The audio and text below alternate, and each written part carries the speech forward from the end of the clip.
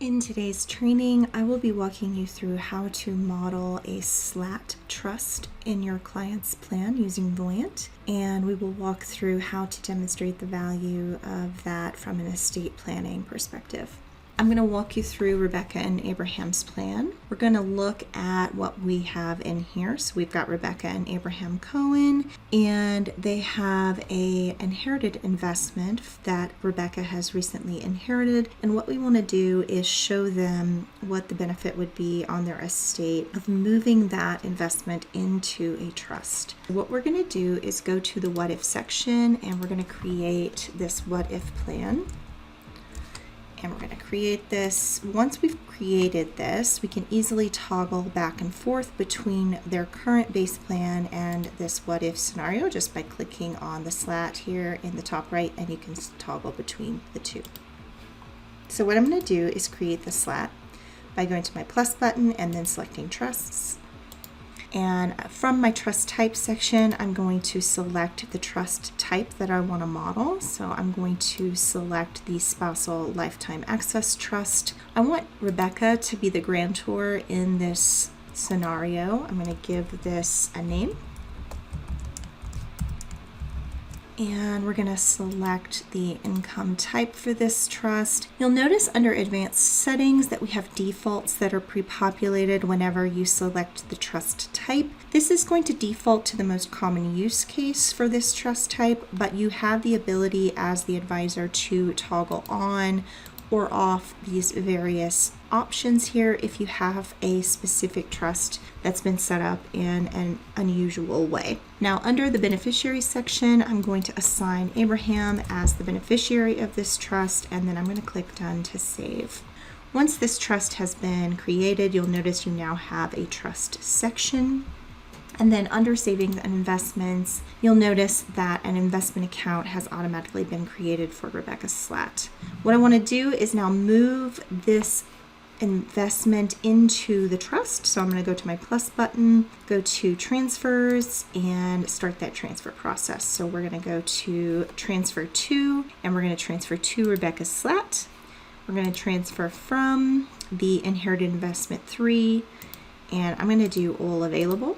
This is going to be a one-time transfer, so not recurring. And then I'm going to go to timing, and I'm going to schedule that to happen at plan start. Set that as my start event and click done.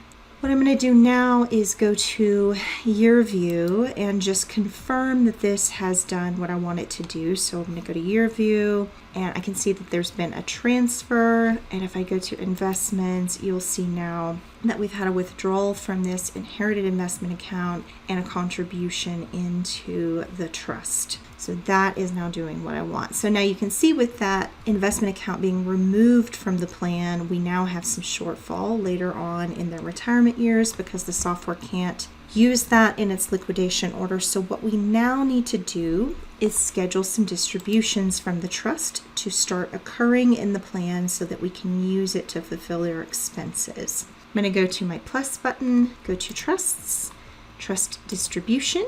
I'm going to do a capital distribution from Rebecca's SLAT, and I'm going to do a fixed amount. And the amount will be $300,000. And under timing, I want those to start at Rebecca's retirement and end at Abraham's mortality. So I've selected those events, and I'm going to click Done to save. And we can now see that their expenses are being met in retirement. And so what I want to do now is compare and contrast the two estate outcomes. To do that, I'm going to go to Overview and Legacy. From here, you can do a comparison view. So you can look at your base plan versus the SLAT plan. And we're going to look at the tax outcomes. So this is when Rebecca passes on, and then Abraham inherits the estate. So you can see here that there's no federal or state estate tax in the SLAT version of the plan, as opposed to the plan with no SLAT.